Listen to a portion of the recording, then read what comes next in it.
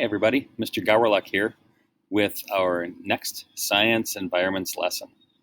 If you remember from our first lesson, we were wondering and posing the question, what do you know about an environment? Can you have the ability to change an environment? Are there variables involved? What are organisms, creatures, things like that? We had really big questions from that one that'll go right into lesson 2. And so with lesson 2, I'm going to go back a little bit.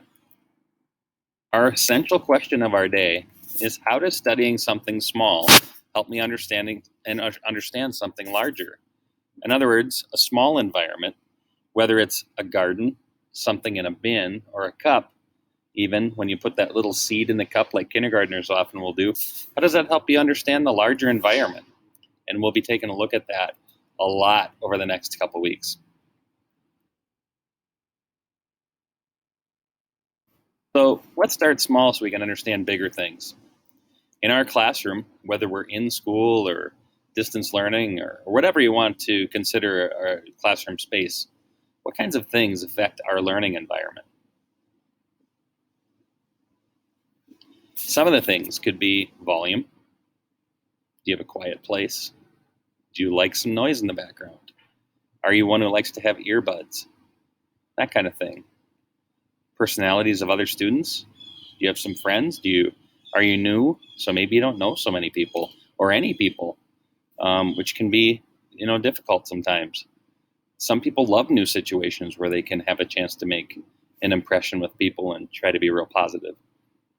Personality of your teacher, does that make a difference? If you have Mr. Long or Ms. Barrett or myself, regardless, you're going to get 3 totally different personalities. And that's okay. 3 totally different personalities can be really, really great.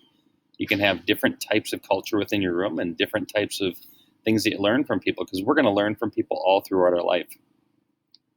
What if you're in a caring culture versus maybe more of a culture that criticizes? And I know we're thinking about things within our human realm of what type of environment we are in. We'll eventually get back to our creatures and our seeds and dirt. But I've heard some things where people talk about, I planted seeds in the ground and I played music for my plants, or I sang to my plants, or something, and they grew more. Well, how would you prove that? And we could get to that in other experiments too. Within our own classroom environment, decorations. Do people decorate for things, or do they put things up? Do they make the room look fun to be a part of, or is it just blah? And I was probably guilty of, in my classroom last year or whatever, maybe being blah a little bit. Whereas you go into other people's classrooms, they're pretty neat. Some of the things they have are just phenomenal. They have really cool bulletin boards and pictures and all that. Lighting, does that make a difference? It could. Other things could be maybe smell. Did somebody accidentally step in something on the way to school and you're stuck smelling something under your mask, or who knows? So anyway, there's all sorts of factors that can affect our environment. Oh my goodness, this could affect your environment too. If your teacher were crawling out of a swamp to be with you that day. Oh boy.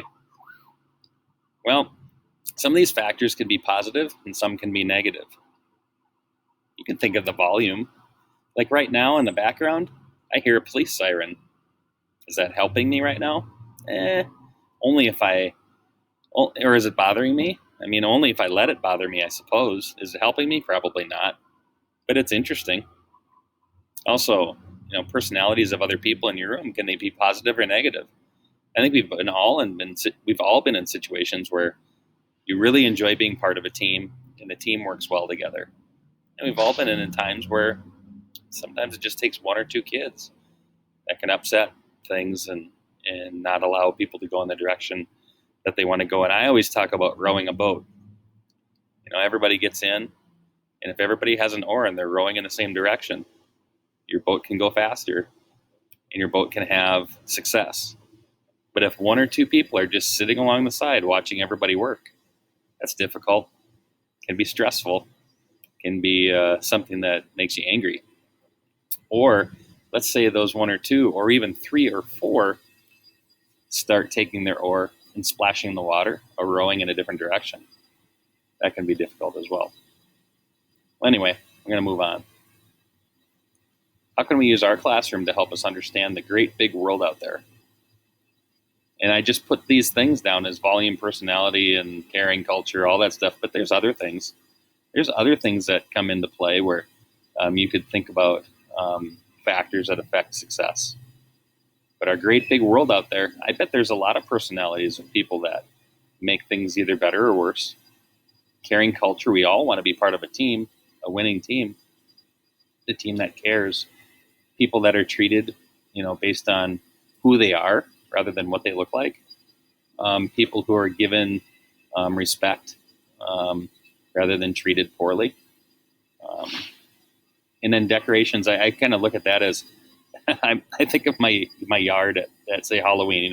Anoka is the Halloween capital of the world. That's something that's a big deal for us. And I think of, hey, I like to decorate. I like to throw pictures of my students up there to scare kids.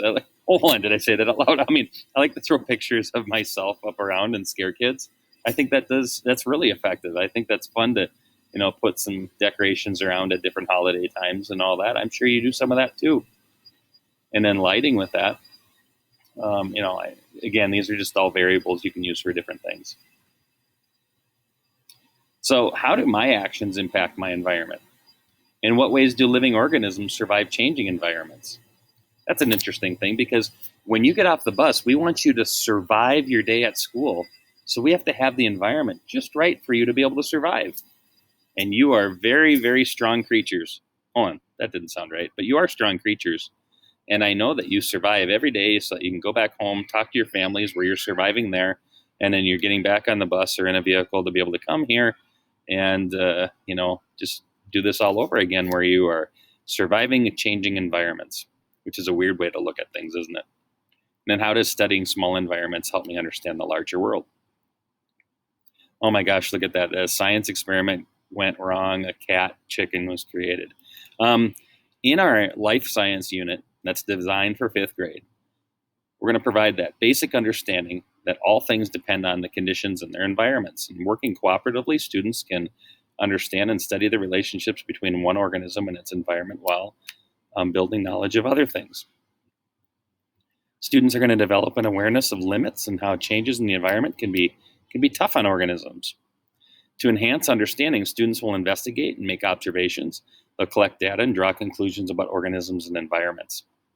I think of deer sometimes. I know that's maybe random thought, but this time of year, deer probably have it pretty doggone easy. But the only thing they're really bothered with are those bugs, flies and mosquitoes and stuff. But they can find food everywhere. They can find water everywhere. But what's going to happen in the next month or two? The leaves are going to change and they're going to fall. Food is going to become harvested or picked up and off by even the competition amongst the deer or other animals. It's going to get cold. Things are going to freeze. Water gets trapped under ice. How do critters like that survive? And yet they've survived for hundreds and thousands of years. So that's something we'll also talk about. I'm not trying to give you a bad picture in your mind and start making you panic about all the deer, because don't worry, they'll be okay. But they do have to figure out ways to survive, and they have unique ways to do that humans don't do. Back to our original question. How does studying something small help me understand something large, or the larger environment of the world? And we'll be talking about that as we progress in this science unit. The next time we get together, I'll have some dirt and some containers and some seeds, and I'm going to create 3 different containers. And I have a nice little surprise for you as to what I'm going to do with each one of them. I'm looking forward to the next time we get back together. And if you have any comments for what I've put together here, or any thoughts or things from our questions that you'd like to share, just put it in the chat. Have a great day.